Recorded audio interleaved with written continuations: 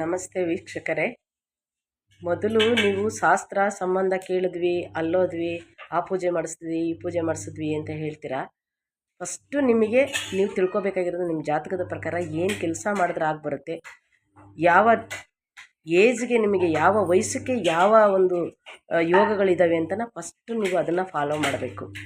ಆಗ ನೀವು ಎಲ್ಲೇ ಜ್ಯೋತಿಷ್ಯ ಕೇಳಿದ್ರು ನೀವು ತಿಳ್ಕೊಬೇಕಾಗಿರೋದು ಮೇನು ಯಾವ ವಯಸ್ಸಿಗೆ ಯಾವ ಏಜ್ಗೆ ನಿಮಗೆ ಅದೃಷ್ಟಗಳಿದ್ದಾವೆ, ಏನೇನು ಕೆಲಸ ಮಾಡಬೇಕು, ಕೆಲವ್ರಿಗೆ ಮದುವೆ ಆಗುತ್ತಾ, ಮದುವೆ ಆಗೋದಿಲ್ವಾ, ಕೆಲವ್ರಿಗೆ ಈ ಥರ ಎಲ್ಲ ಪ್ರಾಬ್ಲಮ್ ಯಾವಾಗ ಬರುತ್ತೆ ಅಂದರೆ ಫಸ್ಟು ಅದನ್ನು ನೀವು ತಿಳ್ಕೊಬೇಕಾಗಿರೋದು.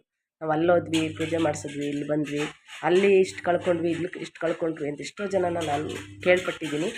ಮೊದಲು ನಿಮ್ಮ ಜಾತಕದ ಪ್ರಕಾರ ಪೂರ್ವ ಜನ್ಮದ ಕರ್ಮಗಳು ಏನಿದ್ದಾವೆ ಇದನ್ನು ತಿಳ್ಕೊಳ್ಳೋವಂಥ ಪ್ರಯತ್ನ ಮಾಡಿ. ಆಗ ನಿಮಗೆ ತನ್ನಷ್ಟಕ್ಕೆ ತಾನೇ ಸಿಗುತ್ತೆ. ನಿಮಗೆ ಯಾವ ಏಜ್ಗೆ ಏನೇನು ಆಗಬೇಕು ಅಂತ ಬ್ರಹ್ಮಲಿಖಿತ ಇರುತ್ತೆ, ಅದರಂತೆ ನಡಿಬೇಕು. ಇದನ್ನು ತಿಳ್ಕೊಳ್ಳೋ ಅಂಥ ಪ್ರಯತ್ನ ಫಸ್ಟ್ ಮಾಡಿ, ಎಲ್ಲವೂ ಒಳ್ಳೆಯದೇ ಆಗುತ್ತೆ.